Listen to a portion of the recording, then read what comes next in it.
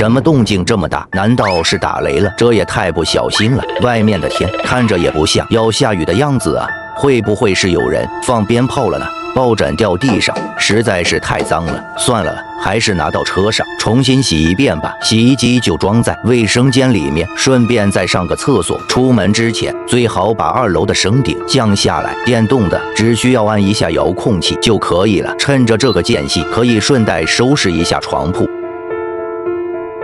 就算忘记关灯也没关系，整辆车的总控制开关都可以在1楼操作，离开之前顺手关掉就可以了。拜拜了，朋友们，下期见。